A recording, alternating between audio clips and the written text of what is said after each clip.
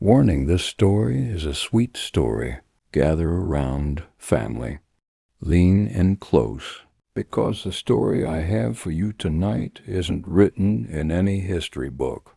It belongs to the red dirt, the whispering baobab trees, and a time when the world was much younger and much wiser than it is today.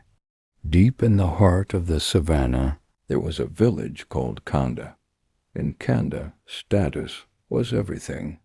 The wealthier you were, the louder you spoke.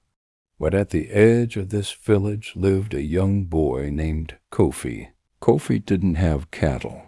He didn't have gold.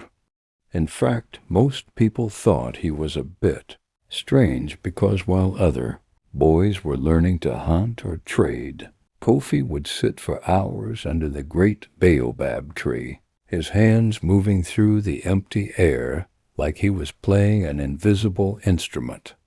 The villagers whispered, "Look at him. He is weaving nothing. A boy who weaves nothing will harvest nothing." But Kofi wasn't weaving nothing. Kofi was listening to the wind. You see, Kofi had a gift. He could hear the melodies the wind carried from distant lands, stories of ancient kings, secrets of the rains, and songs of the birds. And with his slender fingers, he learned to weave those invisible currents into beautiful, tangible threads. If you looked closely at the midday sun, you could see the faint, shimmering patterns of his creations hanging in the air. One year, a terrible drought struck Kanda. The sun became a blazing eye in the sky, baking the earth until it cracked like broken pottery. The rivers shrunk to muddy puddles, and the crops withered into dust. The village chief, a proud man named Chief Nyame, grew desperate. He called upon the wisest elders and the strongest rainmakers, but no matter what they did, the sky remained a stubborn, cloudless blue. That was when the chief heard a rumor. The villagers said that despite the suffocating heat, a cool, gentle breeze always blew around Kofi's small hut.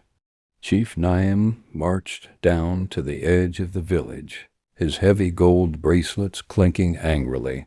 He found Kofi sitting under his baobab tree, looking perfectly cool, weaving a thread of pure, shimmering silver light that no one else could see, but everyone could feel.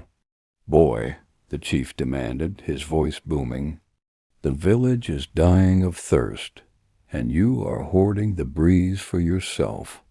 I command you to weave a basket big enough to capture the great north wind and bring it to my palace, so I can control the weather and save our people."